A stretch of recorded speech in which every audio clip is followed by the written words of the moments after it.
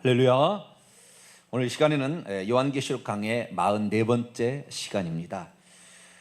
하늘에 계신 예수님은 삼위일체 하나님이신가 한 분 하나님이신가 라는 제목으로 함께 말씀의 은혜를 나누기로 합니다. 요한계시록이 우리에게 가르쳐주는 가장 중요한 것을 두 개를 고르라면 천국 있다, 천국이 어떤 것이다. 그래서 천국에 들어가기 위해서는 어떻게 해야 된다, 이것을 말하는 천국에 관한 가장 확실한 정보와 자료를 제공하는 것이 요한계시록입니다. 그런데 또 하나는 하나님이 누군지를 가르쳐주는 가장 완벽하고도 가장 확실한 정보를 알려줍니다. 하나님은 보이지 않기 때문에 봐버리면 한 번에 다 끝나는 거예요. 우리가 하나님이 누구냐? 천국에 가서 봐버리면 끝입니다. 할렐루야. 네, 그래서 하나님 누군지 잘 모르겠다. 주여, 저도 천국에 한번 데려가 주시옵소서. 죽어서 가든지 한상으로 가든지 좌우지간 한번 갔다 오면은 그냥 이해되어져요. 아시겠죠? 네, 이해되어지는데 안 가니까 왈가왈부하는 거예요. 코끼리 다리가 어떻게 생겼어요? 몰라. 한 번도 안 본 사람은 코끼리 다리가 이것이 기둥입디다, 이거 악어 가죽입디다, 여러 가지 말을 하느나 그러나 나중에 한 번 딱 보고 하면은 그냥 한 번에 끝나는 거예요. 아시겠죠? 그러듯이 우리가 천국 가면은 딱 알 수 있을 텐데 그 천국에 있는 모습을 그대로 가장 확실하게 보여주는 책이 요한계시록이라. 그래서 우리가 천국에 가지 않아도 천국이 어떤 곳인지를 알려면 뭘 봐야 돼요? 요한계시록을 읽어보면 되는 거예요. 요한계시록 읽어보면, 요한계시록 천국이 어떤 모습이냐? 4장, 5장, 그 다음에 21장, 22장 요 4개를 읽어보면 천국이 어떤 모습인지를 그대로 알 수가 있어요. 그래서 천국이 어떠냐, 그리고 나머지 말씀을 통하여 하나님에 대해서 얘기를 하는데 특히 예수님이 누군지를 정확히 얘기해 주는 거예요. 예수님이. 그래서 우리가 하나님에 대해서는 어느 정도 알지만 예수님이 하나님과 어떤 관계인가에 대해서는 사람들이 지금도 헷갈려하고 있는 거예요. 삼위일체 하나님을 믿는 사람들은 예수님은 제2위의 하나님이다, 아들 하나님이라고 믿어요. 성경에 아들 하나님이란 말이 나올까요? 안 나올까요? 단 한 번도 안 나와요. 교리에 나올까 안 나올까요? 딱 나와요. 아들 하나님이라고. 아버지 하나님 성경에 나올까 안 나올까요? 나와요. 그러나 아들 하나님은 나와요 안 나와요? 안 나와요. 한 번도. 아버지 하나님은 나와요, 글자가. 그러나 아들 하나님은 나오지 않는데 아들 하나님이라고 만들어냈어요. 성령 하나님이라고 나올까 안 나올까요? 안 나와요, 그것도. 그런데 사람들이 교리로 만들기 시작하니까 예수 그리스도를 제2위의 위격이, 인격이 다른 성부하고 다른 성자, 아들 하나님이 따로 있다. 그것만 하니까 좀 이상하니까 나중에 콘스탄티노플 종교회의 때 어떻게 해요? 381년에는 성령도 하나님이다 이렇게 만들고, 니케아 종교회의 때는 예수님이 아버지 하나님과 동일 본질이다 라고 하나님을 만들어냈어요. 그래서 니케아 종교회의 때 예수님이 아들 하나님이다, 콘스탄티노플 종교회의 때는 성령님도 하나님이다, 이렇게 해서 세 분 하나님을 만들어냈습니다. 이것이 기독교 교리입니다. 그래서 이 기독교 교리가 왜 그럼 그렇게 만들었을까? 이유가 있어요. 그렇게 만들 수밖에 없던 역사적인 이유가 있는데, 그렇게 만들 수밖에 없던 역사적 이유 가운데 무엇을 실수했을까? 그들이 지금 그때 살아있는 사람들이 오늘 우리 동탄 명성교회 와서 설교 한번 들으면 모든 것이 다 해결돼 버렸을 텐데, 그때 당시는 성경에 대한 지식이 제한적이었고 또한 이 성경의 지식이 해박한 사람이 없었어요. 그러다 보니까 자기 나름대로 그 어떤 의견을 펼쳐서 다수의 의견으로 결의를 하면 그것이 교리로 채택이 되는 그런 시대였다는 말이죠. 그래서 거기에서 노력하고 수고하는 어느 정도의 그 수고도 있습니다. 그러나 그것이 온전하지는 못해요. 그래서 성경에 가르쳐주는 이 온전한 하나님, 특별히 예수 그리스도가 누구신가, 삼위일체의 제2위의 하나님이신가, 아니면 한 분 하나님이신가, 이 부분에 관하여 가장 잘 얘기하고 있는 것이 요한계시록이에요. 왜냐하면 요한계시록은 나머지하고 달라요. 나머지 성경책은 이 땅에 사셨던 예수 그리스도에 대해서 설명하고 있다고 한다면, 요한계시록은 이 땅의 사역을 마치시고 하늘에 올라가 계신 예수님이 누군지를 소개해 주기 때문에 그래서 예수님은 이 땅에 육신을 입고 오신 아들로서의 예수님과 천국에 올라가셔서 하나님으로서의 예수님이 딱 이 두 가지 영역이 둘 다 있는 거예요. 다른 분은 아니지만 같은 분인데 두 가지가 있는 것이죠. 그래서 우리가 이 요한계시록을 이해를 하고 본다는 것은 매우 큰 축복이 아닐 수 없어요. 왜냐하면 우리가 천국에 가서 과거의 예수님을 보는 게 아니라 현재의 예수님을 볼 거니까. 요한계시록에 나와 있는 하늘 위에 이미 올라가 계시는 예수님을 볼 거니까.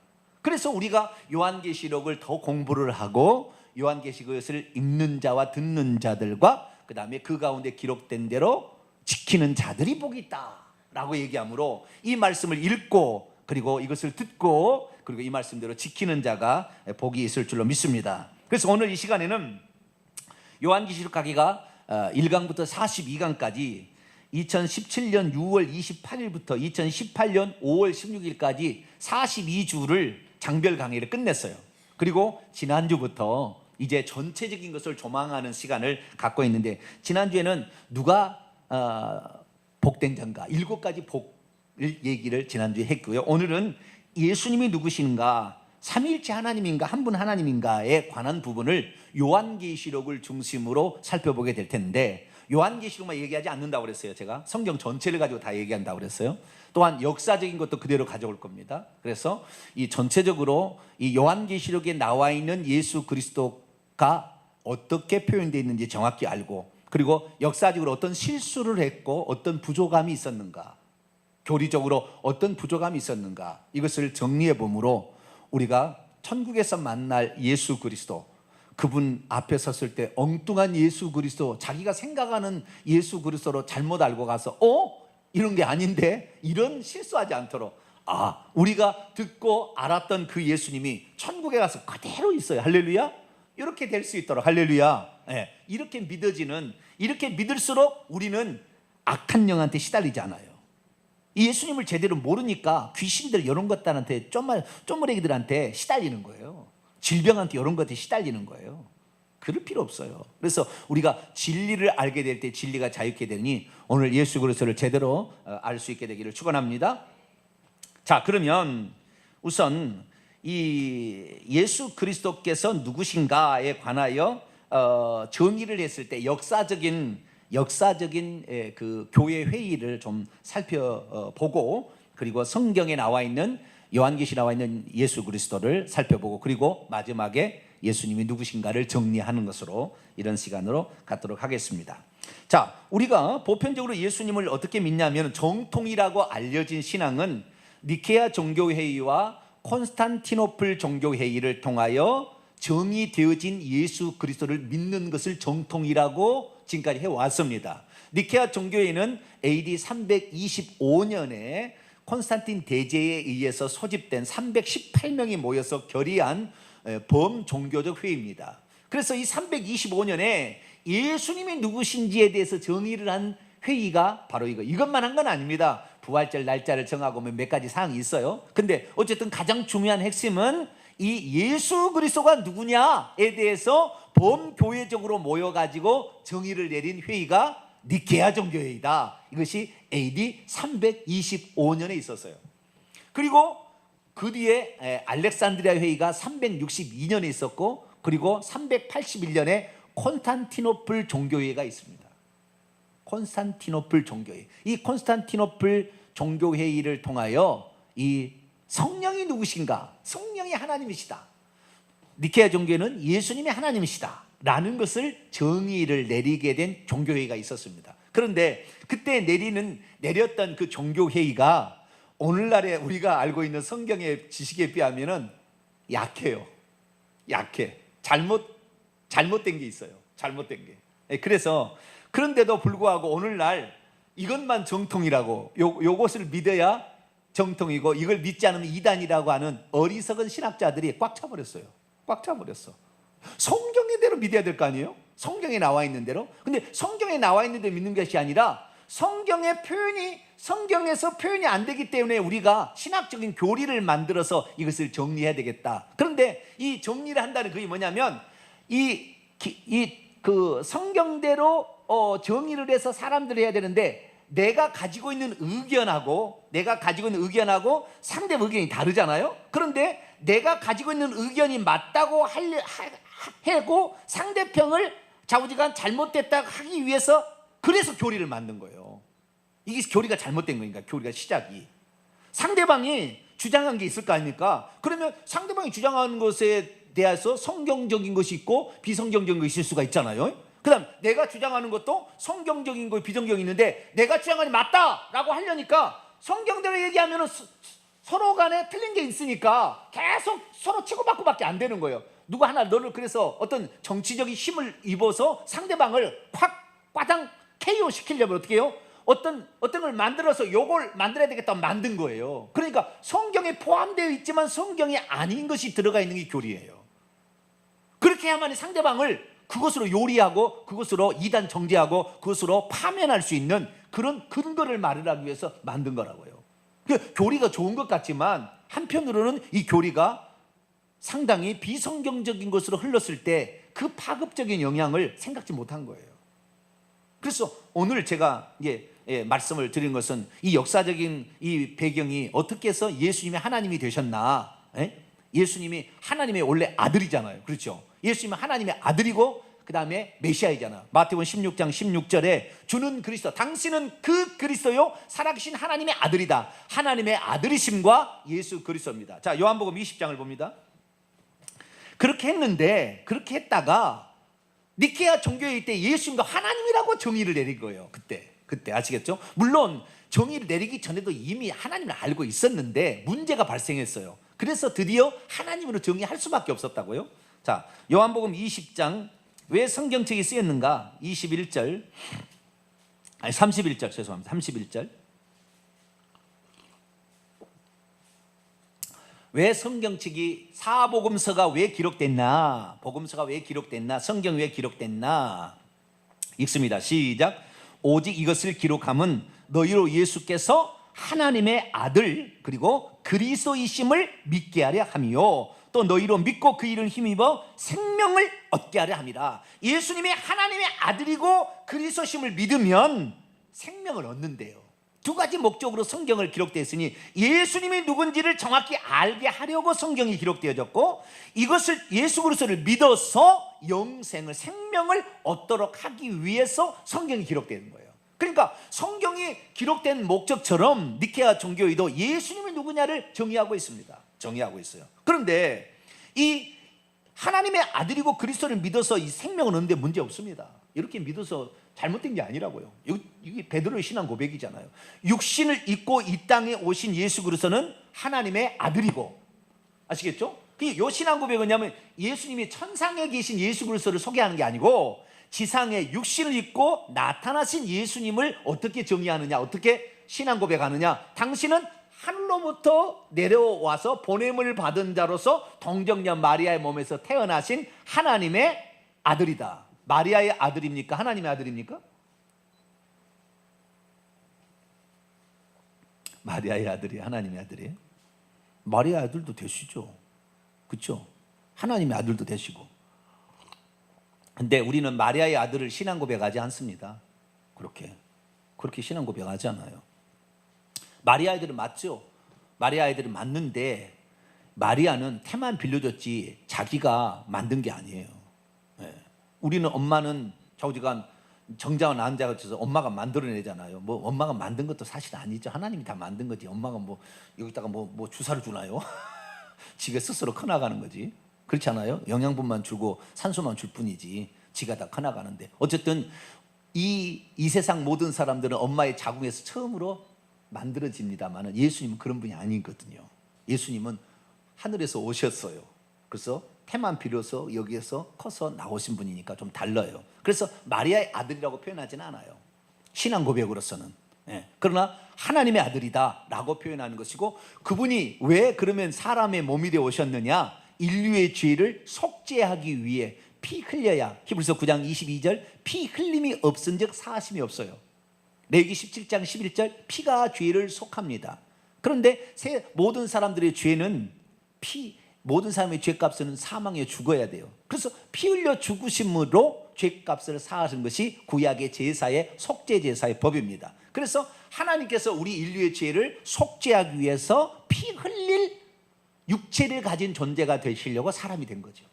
그래서 그 육체로 오신 그 예수님이 하나님께서 우리 죄를 위해서 피 흘려 죽으실 속죄 제물 되심을 알도록 하기 위해서 이분이 온다는 것을 구약의 4,000년 어간 동안에 350가지 이상을 예언해 두므로 이분이 오면 그분이 왔구나 빨리 알아보라고.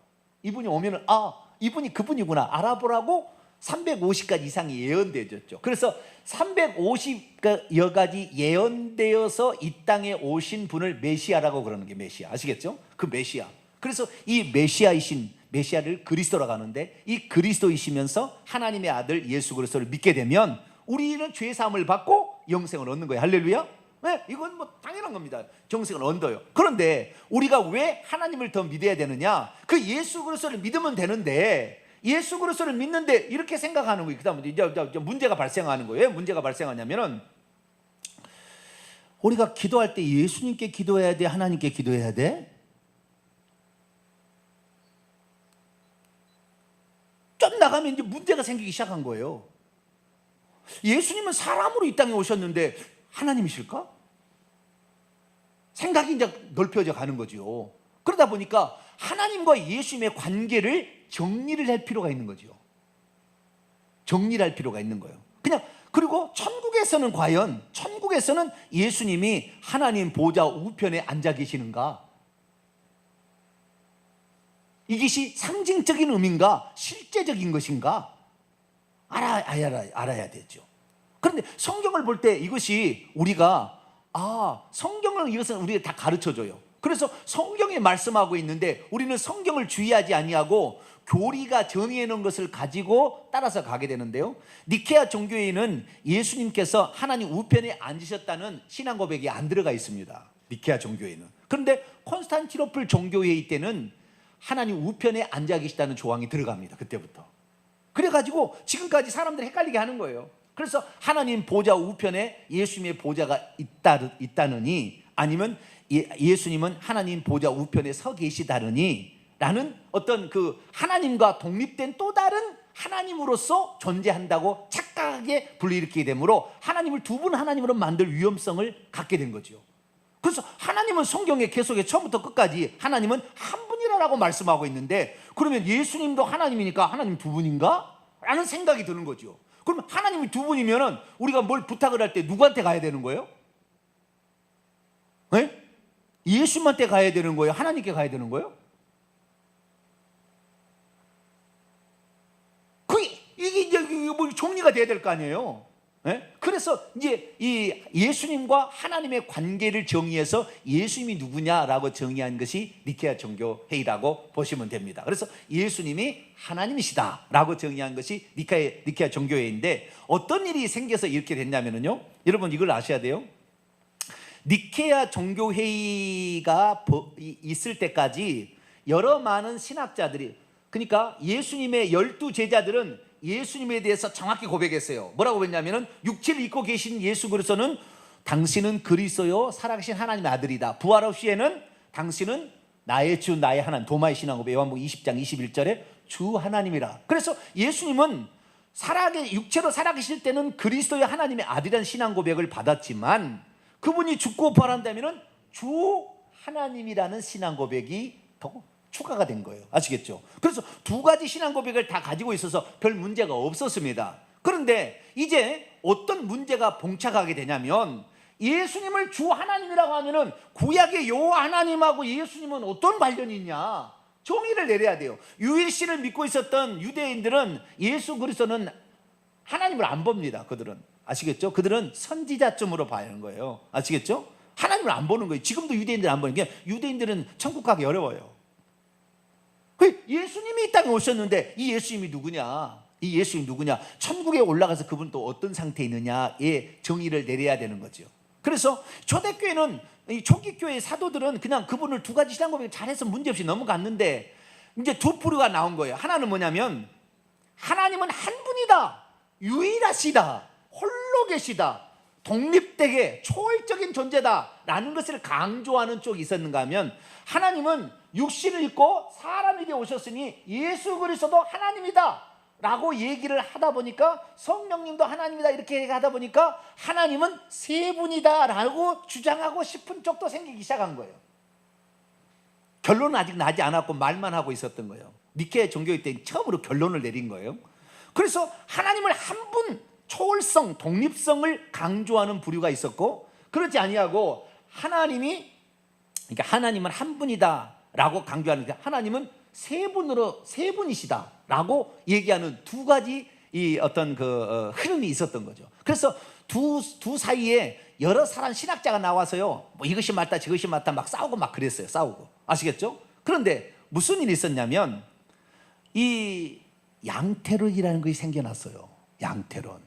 양태론이 뭐냐면 이거예요. 양태론은 하나님을 한 분 쪽을 강조하는 쪽입니다. 니케아 종교회의 전까지는 하나님이 한 분 쪽이 훨씬 우세했습니다. 하나님 한 분이라는 것이. 그러다 니케아 종교회의 때 하나님 세 분 되는 거예요. 장신대 김명룡 교수님은 하나님이 세 분 하나님이라고 믿어야 된다고 정확히 얘기합니다. 그러나 이 세 분 하나님은 다른 것이 아니고 상호 일치, 상호 내재해서 이분은 의견이 틀리지 아니하고 하나의 생각으로 움직이신다라고 봐야 된다고 장신대 교수님은 그렇게 얘기를 해요. 근데 이것은 별로 성경적인 일 아니에요. 그런데 어쨌든 열심히 연구하는 흔적은 있어요. 예. 그런데 어쨌든 이 니케아 종교에는 하나님을 세 분으로 이제 두 분으로 보기 위한 것이 니케아 종교이고, 콘스탄티노플 종교에는 하나님을 세 분으로 보는 결의사항입니다. 그런데 이 니케아 종교 전까지는 어땠냐면 하나님을 한 분 쪽으로 보는 것이 강했어요. 그런데 잘못 봤습니다. 양태론적으로 봤어요. 어떻게 양태론적으로 봤느냐? 하나님은 한 분이시다. 네. 하나님은 한 분이신데 이 한 분 하나님이 인류를 구원하기 위하여 사람이 되어 오셨다. 맞아요? 틀려요? 맞죠? 맞기는 맞는데 양태론의 특징은 뭐냐면 과정적인 하나님이에요. 뭐라고요? 과정의 하나님. 그러니까 구약에서는 하나님이 한 분이신데 그의 영으로 역사를 하셨다고 한다면 그분이 육신을 입고 내려오심으로 하늘에는 공백 상태가 되는 거예요. 왜? 하나님이 사람이 되어 오셔버렸으니까.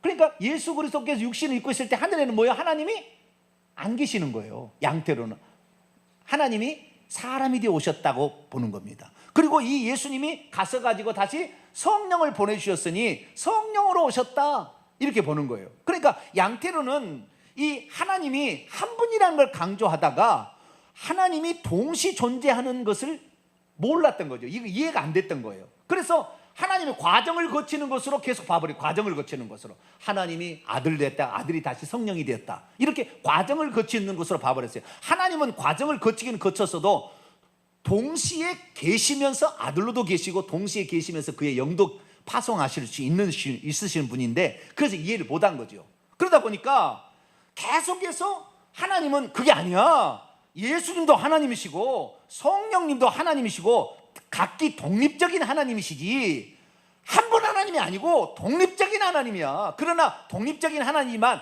다른 하나님이 아니고 본질에 있어서는 동일한 본질을 갖고 있고 그러나 인격이 생각과 감정과 의지가 다를 뿐이지 본질에 하나님으로서 갖고 있는 본질은 동일한 거야 라고 정의를 자꾸 내리려고 한 거예요. 이것이 니케아 회의 때 결론을 맺어서 이것이 중심된 교리가 되어버렸습니다. 그래서 성령은 아직까지 뭐 뚜렷하게 나오진 않지만 예수 그리스도께서 하나님이시다 라는 사실을 그때 얘기를 하게 된 거예요. 자, 그러면 어떤 일이 있었냐면 양태론적인 시각을 가지고 있는 알렉산드리아의 교회에 장로가 하나 있었으니 아리우스라는 장로가 있어요. 누가요? 아리우스. 아리송하죠. 그죠? 아리우스가 있어요. 아리송하는 아리우스가 장로가 있었어요. 이 장로가 상당히 성경을 사모하고 성경 말씀대로 이렇게 많이 생각을 했는데 이 사람은 양태론적인 하나님을 한 분이라는 쪽에 아주 많은 생각을 가지고 있는 사람이었어요. 아시겠죠? 그런데 이 알렉산드리아에 이보다 훨씬 나이가 젊은 20년인가 30년인가 적은 목사님이 계셨으니 알렉산더라는 목사님이 교부가 그러니까 감독이 있었어요. 알렉산더라는 감독이 있었어요. 감독은 오리겐으로부터 시작된 이런 터툴리안 쪽으로 이해되는 세 분 하나님을 강조한 쪽에 생각하고 있었던 것이고, 장로는 얘기를 듣고 보니까 하나님은 한 분으로 봐야 된다는 쪽에 강조를 하고 있었어요. 그런데 성경 말씀을 보다가 이 아리우스 장로가 충격을 받은 거예요. 뭘 봤냐? 자, 골로새서 1장을 봅니다.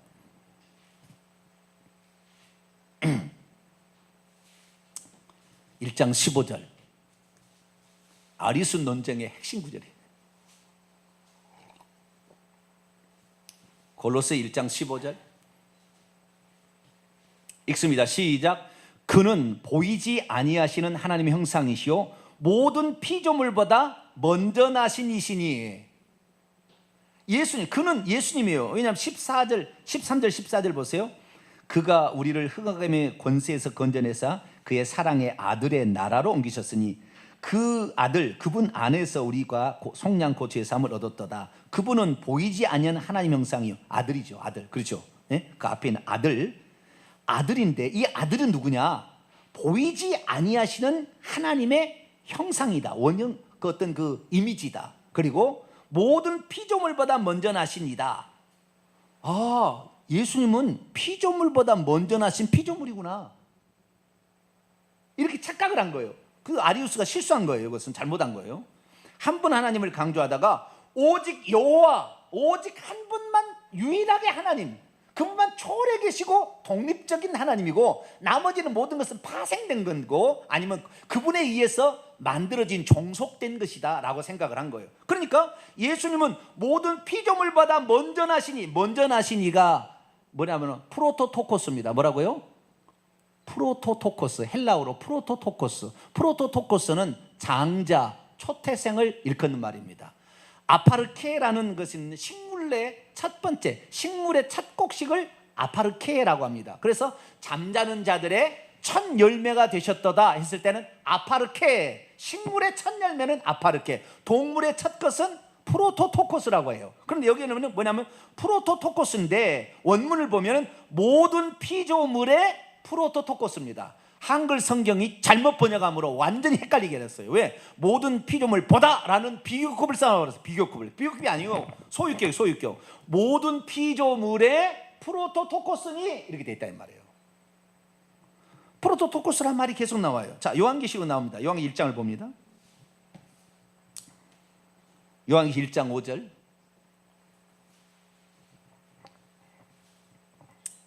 요한계시록 1장 5절 봅니다. 또 충성된 증인으로서 죽은 자들 가운데서 먼저 나시고, 이 동사처럼 풀어놨는데 아니에요. 죽은 자들로부터 프로토토코스이시며 이렇게 돼 있다고요. 프로토토코스, 초태생, 장자, 맏아들.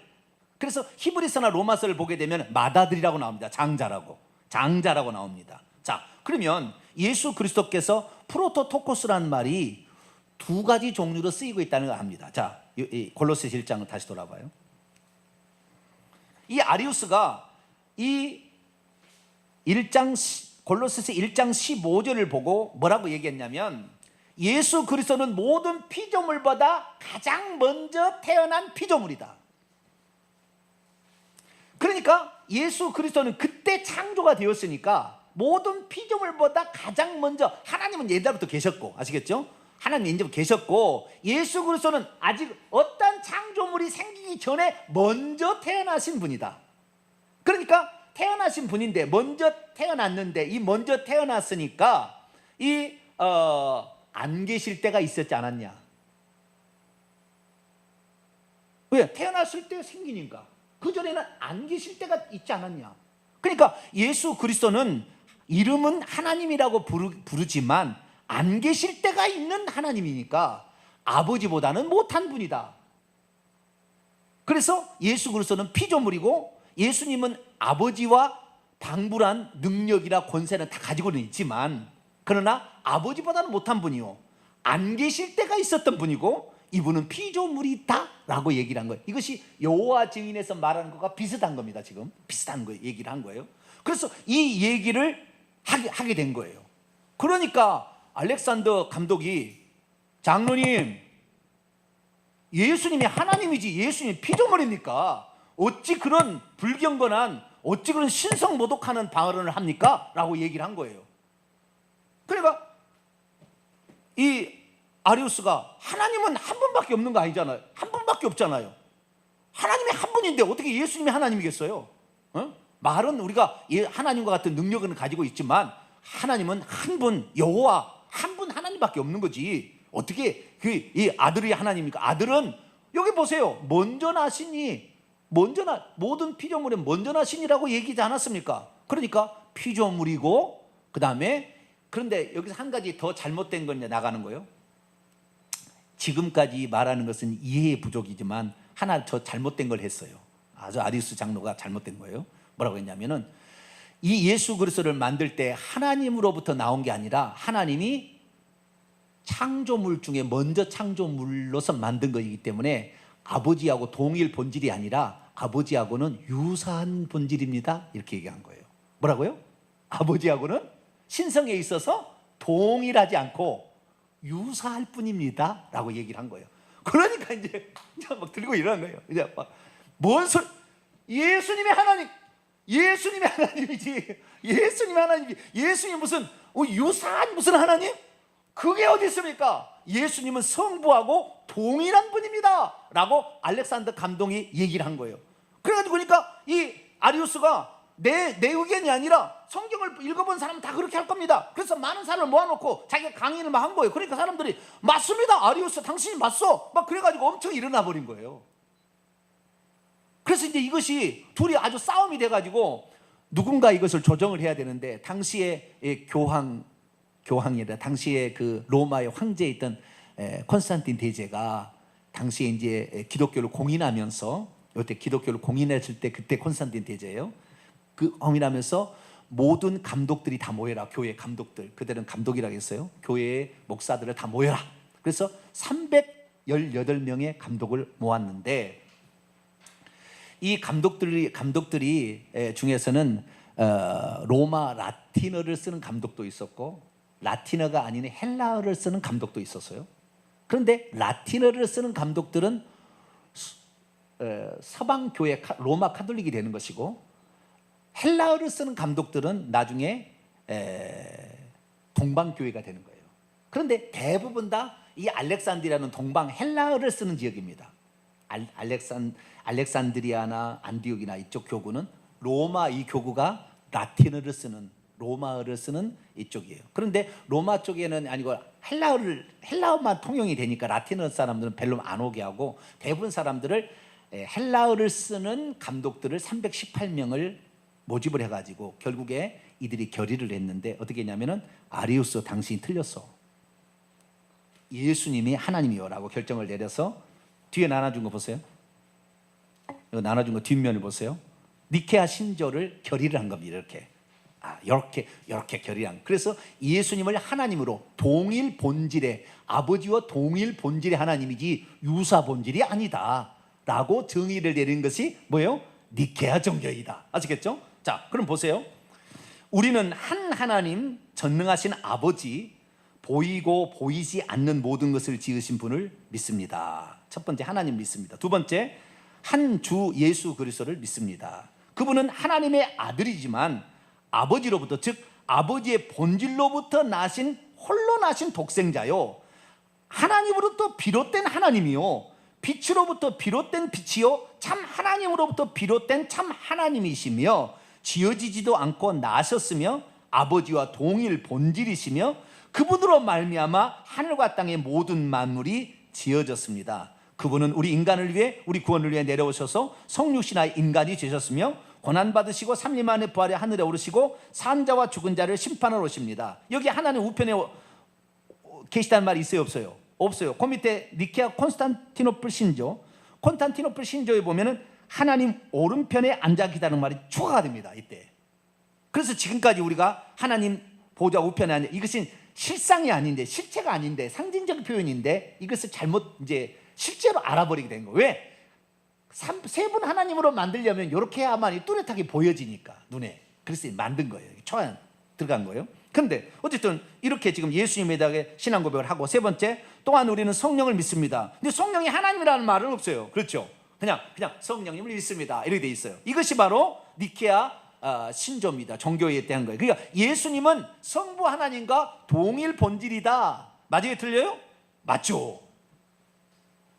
그런데 동일 본질이라 함으로써 두 분 하나님을 만들어낸 거예요. 니케아 종교회의가. 콘스탄티노플 가서는 세 분 하나님을 만들었는데 성령을 그렇게 고백합니다. 성령 보세요. 니케아 콘스탄티노플에 보면 밑에서 네 번째 봅니다. 또한 우리는 성령 주님이시요 생명 주시는 이 아버지께로부터 나오신 아버지와 아들과 함께 경배를 받으시고 영광을 받으시는 분을 믿습니다. 그분은 예언자들을 통해 말씀하십니다 라는 이 신앙 고백을 이제 콘스탄티노플 종교회의 때 넣음으로 성령님도 하나님이라고 정의를 한 거예요. 그래서 하나님을 세 분으로 만들었어요. 이것이 바로 초기 교회의 범교회적 회의를 통하여 나타난 결과입니다. 그러다 보니까 하나님을 어떻게 돼요? 이것으로 말미암아, 자 보세요. 이 회의가 엄청 중요한 거예요. 아리우스 논쟁이 아주 중요한 거예요. 아리우스 논쟁. 아리우스 논쟁이 되기 전까지는 예수님도 하나님이고 하나님도 하나님이시고 아버지로 하나님이시고 예수님도 하나님이시고 막 이렇게 고백했고 성령님에 대해서는 그렇게 많이 얘기는 안 했어요. 나중에 이건 이제 성령님도 이제 끼워 넣는 처럼 들어간 거예요. 그런데 자, 우리가 예수님이 하나님이시냐 사람이신 그분이 하나님이시냐, 영이야 뭐 하나님은 영이시니까 성령은 뭐 그렇게 하나님 하면 되는데 사람이 되오신 분이 하나님이냐, 요 문제가 아주 심각한 거죠. 그런데 이 문제를 정의를 낼 때 아리우스도 틀렸고 이 니케아 종교회의의 결론 내린 이 부분도 잘못된 게 있어요. 잘못된 게 있어요. 어떻게 잘못됐느냐? 잘못됐다기보다는 잘못될 가능성으로 갈 많은 요지를 포함하는 것이 되었어요. 성경적으로 말하는 거 이해 나왔으니까 성경적인 것을 먼저 제가 결론적으로 얘기하고 그리고 정리를 하고 요한계시록에 나와 있는 거 정리를 해서 이렇게 하도록 하죠. 자, 성경적인 거 이거예요. 하나님은 지금까지 들었던 모든 얘기를 제가 종합해서 딱 얘기를 하면 이런 거예요. 성경적인 하나님은 한 분이세요. 제가 정의 먼저 해놓을게요. 하나님은 한 분이세요. 우리 아들이 맨날 먼저 결론부터 얘기하래요. 맨날 다른 얘기 하다가 시간 다 쫓기니까 결론부터 얘기하고 설명하래요. 네, 좋습니다. 하나님은 한 분이세요. 하나님은 한 분이신데 이 한 분께서 천지 만물을 창조하셨죠. 천지 만물을 창조하셨는데 천지 만물을 창조하신 이 하나님은 혼자 창조했어요? 아들하고 상의하고 성령하고 상의해서 창조했을까요? 네? 자, 성경에 나와요. 이사야 44장. 아리우스도 틀렸고요. 니케아 종교회의, 콘스탄티노플 종교회의도 애매모호한 잘못된 조항을 집어넣음으로 사람들 헷갈리게 한 거예요. 이사야 44장 24절을 봅니다. 그러니까 예수님을 일컬어서는 구속의 하나님이라고 그러고요. 구약의 여호와 하나님은 창조의 하나님이라고 보통 부릅니다.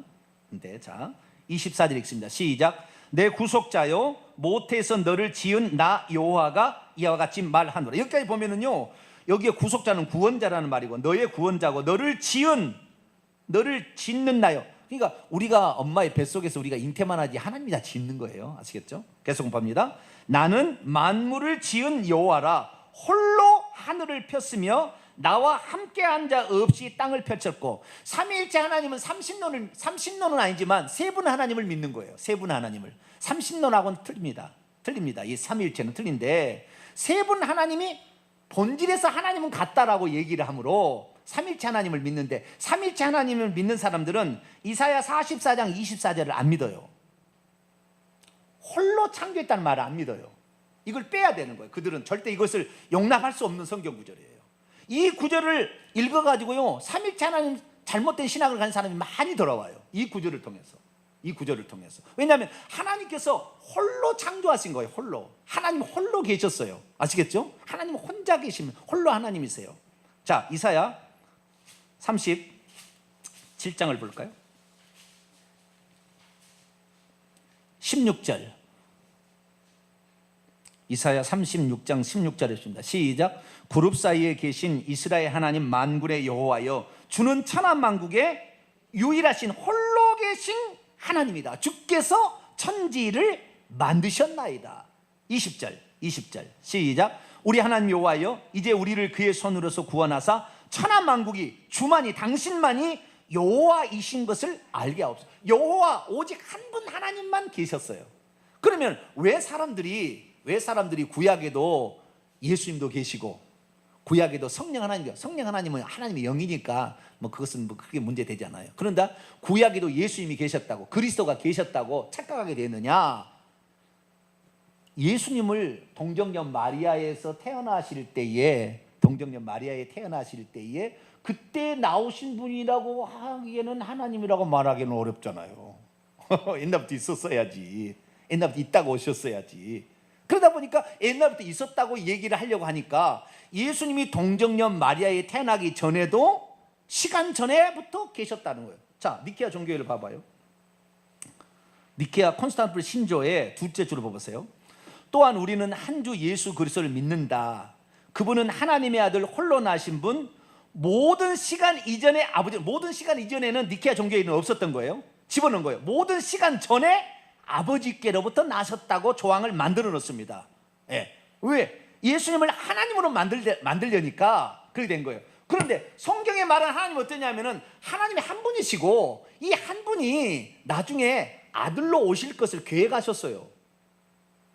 우리 인류를 구원하기 위해서 아들로 오신다는 것을 계획하셨어요. 그리고 하나님은 동시 존재가 가능하기 때문에 하늘의 보좌에도 계시지만 아들을 이 땅에 보내서도 일할 수 있어요.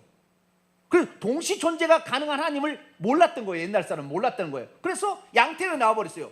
하늘에 계신 하나님이 육신이 그 이 땅에 오시므로 하늘은 공백 상태가 되어버린 거예요. 그리고 예수님 십자가에 못 박아 죽은 것은 아버지가 죽은 것으로 돼버린 거예요. 이것이 성부 고난설이에요. 이게 양태론이에요. 이 잘못 간 거예요. 이거 잘못된 거예요. 이거 양태론도 잘못되었고 삼일체론도 잘못된 거예요.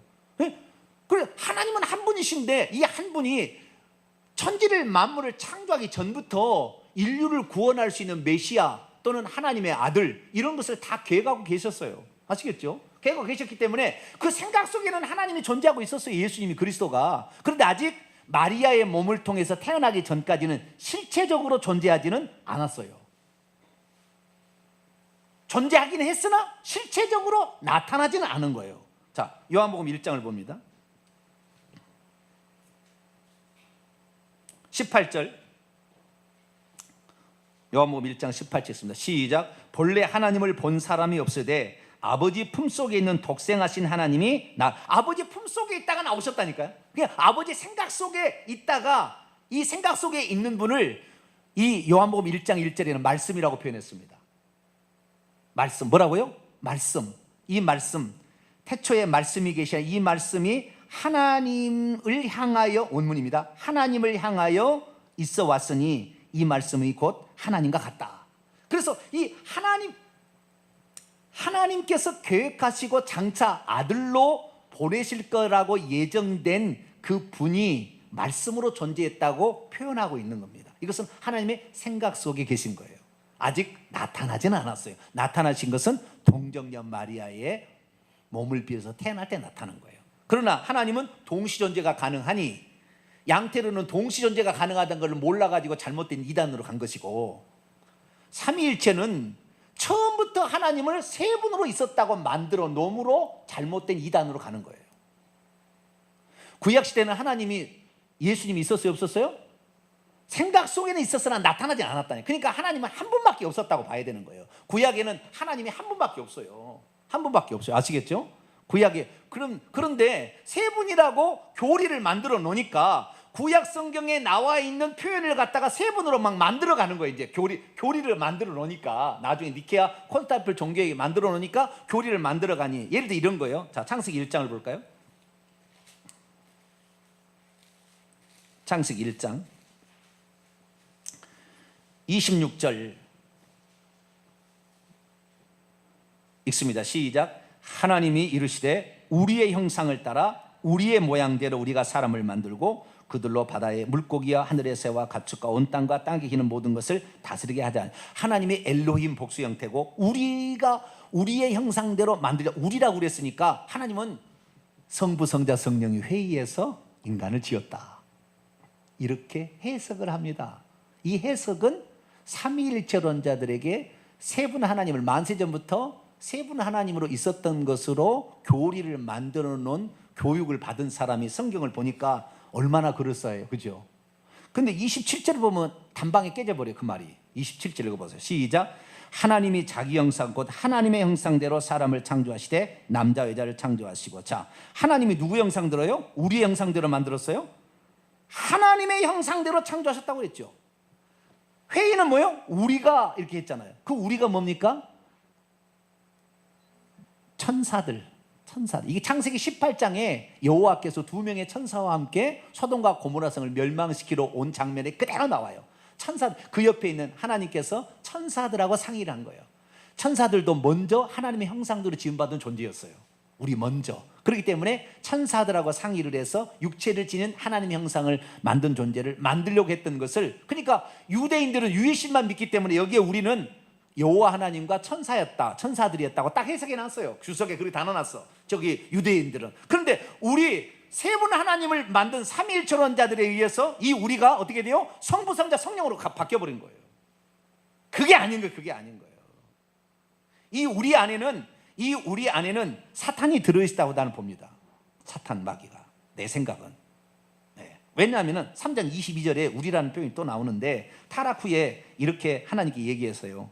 3장 22절 보면 여호와 하나님이 이르시되 보라 이 사람이 선악을 아는 일에 우리 중 하나같이 되었으니, 그가 우리 중 하나같이 거기에 사탄 마귀가 이미 타락해서 악을 선택해 버렸어요. 이미. 그래서 우리 중 하나같이 돼요. 그래서 욥기서를 보게 되면 이 하나님께 가서 악을 참소하는 나쁜 쪽에 쓰임 받고 있는 그 천사장이 사탄이 나오잖아요. 그래서 여기에 나는 우리의 한 놈은 루시 에리어스라고 나는 생각을 합니다. 어쨌든 그건 잘 모르겠어요. 근데 좌우지간 그럴 가능성이 매우 개연성이 높습니다. 자, 시간이 없어서 생략하도록 하고. 그래서 구약 성경에 그렇게 막 말을 만들어 가는 거예요.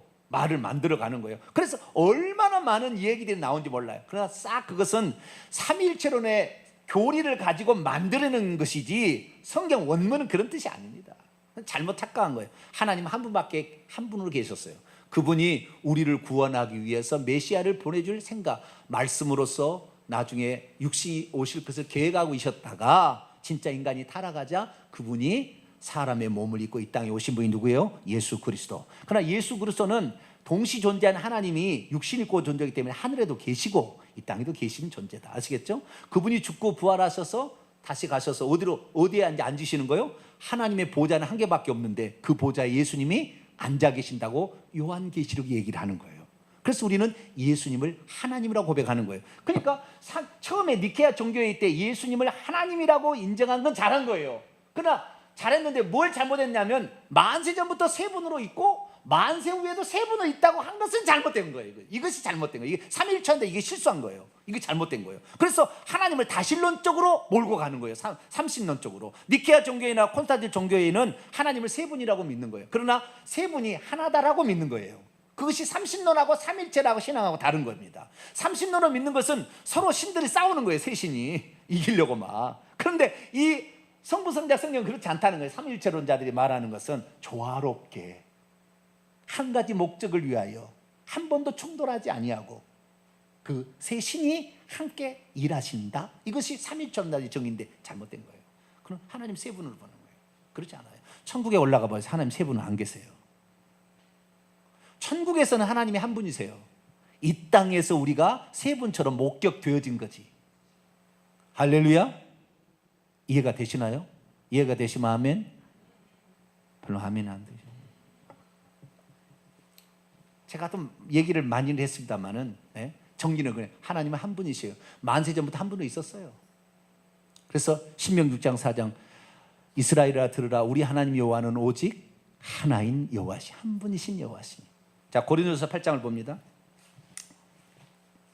고린도서 8장 4절. 지금 요한계시록 얘기를 해야 되는데 다른 거 얘기하다가 시간이 지금 다가버렸네. 주여. 고린도서 8장 4절 읽습니다. 시작. 그러므로 우상의 제물을 먹는 일에 대하여 우리가 우상은 세상에 아무것도 아니며 또한 하나님은 한 분밖에 없는 줄 아노라. 하나님이 한 분인데 예수님을 하나님을 만드니 하나님 두 분 된 거예요. 그러다 콘스탄티노플에 성령님도 동일한 영광을 받으신다므로 세 분 하나님이 된 거예요. 그러나 세 분 하나님으로 만들 때 30년으로 가면 아니니까 삼위일체론이라는 것을 만들어낸 거예요. 그래서 세 분이지만 하나다. 근데 삼위일체론자의 실수는 뭐냐? 오늘 한 번으로서 이것이 안 끝날 것 같아요. 지금 요한계시로 들어가도 안 했는데 설명하다가 앞에 지금 설명하다가 끝났으니까 여기까지 우선 내가 정리를 하고 요한계시록에 나와 있는 예수 그리스도가 누군지는 다음 시간에 해야 될 것 같습니다. 자 보세요. 하나님께서 홀로 한 분으로 계셨고 예수님도 하나님의 한 분이라고 그래요. 응? 예수님도 요한복음 12장 유일하신 참 하나님과 예수님 직접 얘기해요. 하나님도 한 분이라고 얘기하는 거예요. 하나님 한 분이신데 이 한 분이 육신을 입고 이 땅에 오셔서 예수는 오셨지만 이분은 하나님의 또 다른 하나님이죠. 하나님 자기 자신이에요. 두 가지 동시에 존재한 거예요. 그때는 서로 간에 예를 들어서 예수님 육체로 있게 있을 때는 아버지께 기도했고 겟세마네 동산에 기도할 때는 아버지여 이 잔을 내게서 옮기시옵소서. 그렇게 그러나 내 원대 내 뜻대로 내 뜻이 있어요. 내 뜻대로 마옵시고 아버지의 뜻대로 되기로는 인간으로서 예수님이 갖춰야 될 그 자세를 정확히 갖추셨어요. 그래서 그때는 하나님이 두 분이 아니라 그때는 천국에 계신 하나님과 인간으로 오신 하나님이 따로따로 존재한 것처럼 보이죠. 그러나 동일한 하나님이신 것이죠. 그러나 표현이 다르게 된 것입니다. 그러다가 예수 그리스도 죽고 부활하셔서 올라가셔서 당신의 영을 또 하나님의 영이시니까 영을 보낸 게 성령이에요. 그래서 성령은 그렇게 어려운 표현은 아닙니다. 하나님은 처음부터 영이잖아요. 요한복음 4장 24절에. 그래서 구약시대도 천국에 계신 하나님이 영을 보내서 선지자들에게 예언케 하시고 삼손에게 능력을 주시고 뭐 부사렐과 오홀리압에게 공개한 기술을 주어서 뭐 하게 하시고 다 하셨어요. 그래서 구약시대는 여호와와 그의 영이 활동하는 것만 나와요. 아시겠죠? 그리스도가 아직 나오지 않습니다. 그리스도가 나온 것은 인류의 죄를 위해서 보내주겠다고 약속 하다가 동정녀 마리아를 통해서 비로소 이 땅에 오셨어요.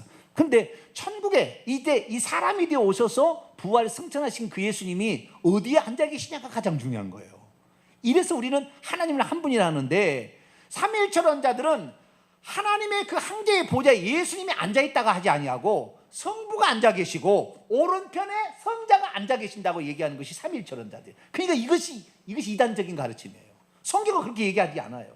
그런데 이것을 잘못 얘기한 거예요, 삼위일체론자들은. 그래서 하나님을 두 분 하나님. 그래서 조금 성령님은 어디 있어? 그러니까 왼쪽에다가 이제 만든 거예요. 그래서 이 중세 시대에 하나님을 그리는 그림을 보면은 세 사람이 의자에 딱 앉아 있어요. 장기 두고 있다니까요. 세 사람이 딱 앉아 있어가지고. 그런데 좀 더 시간이 흐르게 되면 시간이 어떻게 되냐면은 성부는 할아버지로 묘사가 되고 성자는 이제 청년처럼 이렇게 묘사가 되고 그 다음에 옆에가 비둘기 하나를 이렇게 그려놨어. 비둘기. 그래서 할아버지처럼 묘사된 분은 성분이고 청년처럼 묘사되는 것은 성자고 비둘기로 묘사되는 것은 성령이다. 이렇게 묘사를 했다고. 이것도 얼마나 성령이 비둘기 같다고 그랬지. 언제 비둘기입니까? 비둘기 아니에요. 성령은 비둘기 아니에요. 그리고 하나님은 뭡니까? 할아버지고 예수님은 청년이다. 이거 아니. 한 분 하나님이 동시에 일하신다라는 거예요. 그러면 이렇게 물을 수가 있잖아요. 뭘 물었냐면은 그러면 예수님께서 내가 하나님이다. 그렇게 딱 얘기를 했어야 되는데 이 땅에 계실 때는 내가 하나님이다라고 직접적인 언급은 요한복음 8장에 내가 여호와다라고 나는 스스로 존재한다라고 얘기를 하긴 했어요. 그러나 그 의미를 당시에 알아듣지 못했어요. 근데 지금도 우리 개역 성경이나 영어 성경이나 특히 예수님을 피조물로 보는 여호와 증인은 요한복음 8장의 말씀을 사람으로 바꿔버렸습니다. 여호와 스스로 계신다라는 그 말을 바꿔버렸어요. 그래서 이 예수님이 하나님이심에 관하여 지금도 헷갈리게 많이 했어요. 근데 우리가 알아야 될 성경적인 것은 하나님은 한 분이시고 우리를 위해서 사람이 되어 오셨다가 다시 가셨고 그분이 하나님 보좌에 앉아 계신다. 할렐루야. 그러니까 천국 가면은 보좌에 앉아 계신 분을 성부 하나님을 보는 거예요? 예수님을 보는 거예요? 예수님을 보는 거예요. 이것이 요한계시록이 가르쳐준 가장 큰 핵심이에요. 다음 주에 성경 구절을 다 찾아서 제가 말씀을 드리겠습니다. 그래서 우리는 한 분 하나님밖에 없고 그 하나님이 이 땅에 보내신 영이 뭐예요? 성령이시죠. 자, 여기만 이제 살피도록 하죠. 요한계시 1장을 봅니다. 성령에 관하여 얘기를 해봅시다. 성부와 성자는 이제 이해가 되셨죠? 이해가 되셨고 성령 1장 4절입니다. 요한은 아시아인 7교회 편지한 이래도 계시고 전에도 계시고 장차 오실 이와 그의 보좌 앞에 있는 7영, 그의 보좌 앞에 있는 7영이야. 이 7영이 뭐냐? 4장으로 넘어갑니다. 4장 5절입니다. 보좌로부터 번개와 음성과 우레소리가 나고 보좌 앞에 켠 등불 7이 있으니 이는 하나님의 7영. 하나님의 보좌 앞에 7 등불 켜놓은 거예요. 천국에는 성령, 이 땅에 보내심을 받은 성령과 예수님만 7이라는 숫자를 써요. 나머지 전부 12의 숫자를 쓰는데 여기에 하나님의 7영, 7이라는 거 7개라는 말이 아니고 완전한 영이다 라는 것을 말하는 거예요. 자, 5장 넘어갑니다. 그 7영이 예수님의 눈이에요. 그 다음에 스가랴서 보면 여호와의 눈입니다. 5장 6절입니다. 5장 6절 있습니다. 시작. 또 내가 보니 보좌와 네 생물 장로들 사이에 한 어린 양이 서 있는데 일찍이 죽임을 당한 것 같더라. 그에게 7 뿔과 7 눈이 있으니 이 눈들은 온 땅에 보내심을 받은 7영이라. 예수님이 7 뿔을 가졌어. 어린 양으로 표현돼요. 이게 어떤 존재로 우리가 쓰임 받았다는 걸 표현하는 거잖아. 일찍 죽임을 당한 속죄 제물이다라는 걸 표현하는 건데 이 어린 양에 7 뿔과 7 눈이 있어요. 실제가 아닙니다. 실제 있으면 괴물이고 7 눈들과 7 뿔이, 7 뿔은 권세가 있다는 것이고요. 7 눈은 감찰한다는 거예요. 이 감찰하는 것이 7 영이니까 이 땅에 보내심을 받아서 그 영이 다 이 세상에 지금 감찰하고 있는 거예요. 할렐루야. 그러니까 예수님은 천국에 있어도 다 아는 거예요. 자, 요한복음 2장, 아니 요한계시록 2장 23절 예수님 하신 얘기예요. 있습니다. 시작. 또 내가 사망으로 그의 자녀를 죽이리니 모든 교회가 나는 사람의 뜻과 마음을 살피는 자인 줄 알지라. 내가 너희 각 사람의 행위대로 갚아주리라. 각 사람의 마음과 뜻을 살피고 있어요. 그의 눈으로. 아시겠죠? 스가랴서 보면 여호와의 눈이라고 나와요. 이것을 어린 양의 눈을. 그래서 하나님의 눈이 성령이고 이게 감찰하시고 있는 모든 것을 감찰하고 계시고 있고 이 땅에 보내심을 받아서 일하고 계신 하나님을 성령님이라 하는 거예요. 네? 이 땅에 보내심을 받아서 일하고 계신 하나님을 성령님이라고 그런 것이고 예수님은 우리의 구속을 위해서 하나님이 자신을 낮추시고 사람의 형체로 오신 분이다. 아시겠죠? 나타난 하나님이다. 이것이 바로 예수 그리스도. 그래서 하나님은 한 분이라는 게 정확히 맞아떨어지는 거예요. 처음부터 끝까지. 아시겠죠? 처음부터 끝까지 하나님 한 분이세요. 네. 그런데 이 하나님 한 분인 것을 나타난 것을 표현으로 세 분 하나님을 만든 것이 삼위일체론자들의 니케아 종교이고 양태론은 계속해서 한 분으로 보다 이단으로 지켜버린 거. 그 양태론도 잘못된 거예요. 우리는 성경적으로 나와 있는 하나님을 알아야 되니 보좌 위에 누가 안 계시냐? 보좌 위에. 여기까지 하고 마칩니다. 요한계시록 21장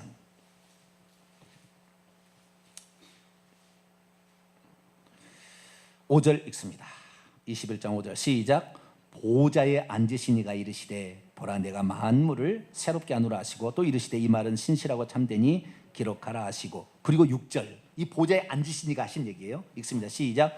또 내게 말씀하시되 이루었도다. 나는 알파와 오메가요 처음과 마지막이라. 나는 생명수 샘물을 목마른 자에게 값없이 주리라. 여기에서 보좌에 앉으신 이가 자기의 선언을 하는 거예요. 뭐라고? 나는 알파와 오메가요 처음과 마지막이라. 근데 22장으로 보세요. 22장 13절 12절 13절 읽습니다. 시작. 내가 속히 오리니 내가 줄 상이 내게 있어 각 사람에게 그가 행한 대로 갚아주리라. 나는 알파와 오메가요 처음과 마지막이라 시작과 마침이라. 속히 오신 다음에 누구예요? 20절 보세요. 이것들을 증언하신 이가 말씀하시기를 내가 진실로 속히 오리라. 아멘. 주 예수에 오시옵소서. 그분이 누구예요? 예수예요. 16절에 나와 있죠. 나 예수가 이렇게 하고 있다. 결국에 뭡니까? 알파 오메가 처음과 마지막이라고 하신 분이 보좌에 앉아 계신인데 그분이 나중에 누구라고 자기를 딱 얘기해버려? 나 예수다 이렇게 얘기한다 이 말이에요. 그러니까 보좌 우편에 예수님이 앉아 계신 게 아니고 이건 상징적이에요. 상징적인 거. 이건 다음 주에 설명하고 상징적인 것이고 예수님이 보좌에 앉아 계신 하나님이시다. 아시겠죠? 하나님이시요. 그 하나님께서 7금 촛대 사이를 이 세상의 교회를 감독하시고 다스리시면서 7금 촛대 사이를 거니시면서 7금 촛대 사이에 얘기를 하시는데 이 얘기하시는 것이 전부 다 하나님이 하시는 얘기로 얘기하시는 거예요. 그러면서 요한계시록 2장 3장을 읽어보게 되면 이 2장 3장의 교회들에게 하신 말씀 맨 마지막에 뭐라 하냐면은 성령이 교회들에게 하신 말씀을 들을지어다. 뭐요? 예수님이 성령으로 이 땅에 보내셨기 때문에 성령이 하신 말씀을 들어. 왜? 이 땅에 직접 와서 활동하신 분은 성령이시니까. 보혜사 성령을 보내준다고 그랬으니까. 그래서 요한복음 읽어보게 되면은 내가 떠나간 너희의 유일이라 보혜사가 오지 않을까. 내가 곧 있으면 너희가 온다고 그랬는데 성령으로 오셨어요. 그렇기 때문에 성령은 예수님의 또 다른 자기 자신 이렇게 표현되는 거예요. 그래서 하나님 한 분이 다 맞아떨어지는 것입니다.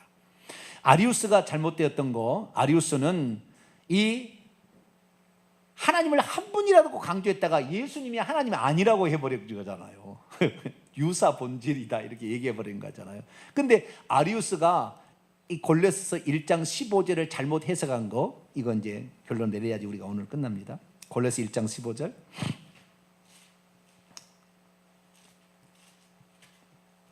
골로새 1장 15절 이렇게 되어 있는 거죠. 그는 보이지 아니하시는 하나님의 형상이요 모든 피조물의 프로토토코스이니, 모든 피조물의 프로토토코스, 장자여 맏아들 첫 열매다 이런 거예요. 예수님은 프로토토코스가 두 가지 쓰임새가 있습니다. 첫째는 모든 피조물의 프로토토코스에 먼저 계신 이에요.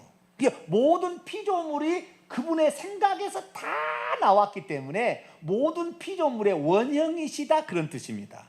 그런데 아리우스는 모든 피조물보다 먼저 나신이라 하심으로 피조물이라고 착각한 거예요. 하나님으로부터 다 나왔으니까 하나님은 만물의 아버지가 되듯이 예수 그리스도는 모든 만물의 원형이시다 그런 뜻입니다. 이 뜻은 아시겠죠? 해석을 잘못한 거예요. 두 번째 프로토토코스는 18절에 나와 있어요. 골로새 1장 18절. 그는 몸인 교회의 머리시라. 그가 근본이시요 죽은 자들 가운데서 먼저 나신 이시니. 이게 뭐냐? 죽은 자들로부터 첫 열매다. 그래서 예수 그리스도께서는 모든 만물의 원형으로서 존재하셔서 그분으로부터 나왔기 때문에 그분을 프로토토코스라고 얘기한 것이고, 그 다음에 모든 부활체의 사람이죠. 사람. 모든 사람 부활체를 입은 사람들의 첫 열매시다. 첫 번째 것이다. 장자시다. 이런 의미로 프로토토코스가 쓰인 것이에요. 그러니까 아리우스가 성경을 좀 제대로 봤다면 이 프로토토코스라는 의미를 제대로 해석해야 되는데 그걸 못 봤냐? 성경 구절을 이 구절을 못 본 거예요. 요한계시록 16장. 이 구절만 이 아리우스 장로가 제대로 봤더라도 그런 이단적인 얘기를 안 했을 거예요. 요한복음 16장 28절입니다. 요한복음 16장 28절. 네, 요한복음 16장 28절 읽습니다. 시작. 내가 아버지에게서 나와 세상으로 왔고 다시 세상을 떠나 아버지께로 가노라. 예수님이 어디로부터 나온 거예요? 아버지로부터 나온 동일 본질인 거죠. 동일 본질. 유사 본질이 아니라. 그런데 아리우스는 유사 본질, 아버지가 만든 피조물이라고 하므로 유사 본질로 바꿔버렸어요. 하나님과 같은 속성을 많이 부여한 존재 피조물이라고 본 거예요. 아리우스 잘못된 거예요. 어디로부터 나왔어요? 아버지께로부터. 30절도 보세요. 16장 30절 시작. 우리가 지금에야 주께서 모든 것을 아시고 또 사람의 물음을 기다리지 아니한 줄 아나이다. 이로써 하나님께로부터 나오심을 우리가 믿어. 예수님은 하나님께로부터 나오신 거예요. 다른 게 있다 온 게 아니라 하나님으로부터 나온 하나님. 아시겠죠? 네. 하나님부터 나온 분이 그분을 그대로 동일 본질을 갖고 계시기 때문에 동일하게 요한계시록 보면은 동일하게 찬송과 경배를 받으셔요. 왜? 하나님이시니까. 그래서 아리우스가 잘못 봤다는 거예요. 피조물로 잘못 봤고 그 다음에 아버지께로부터 나왔다는 걸 못 본 거예요. 이 성경 문제를 못 본 거예요. 잘 해석을 이걸 못 본 거예요. 그래가지고 헷갈리게 해놨다. 그러나 예수님은 아버지로부터 나와서 아버지 자신이죠. 그러니까 아버지로부터 나오셔서 사람이 되시고 다시 보좌에 앉아 계신다. 그래서 우리는 유일하신 한 분 하나님만 믿으면 됩니다. 기도하겠습니다. 거룩하신 하나님 감사합니다. 요한계시록에 나온 예수님이 누구신지를 우리가 정리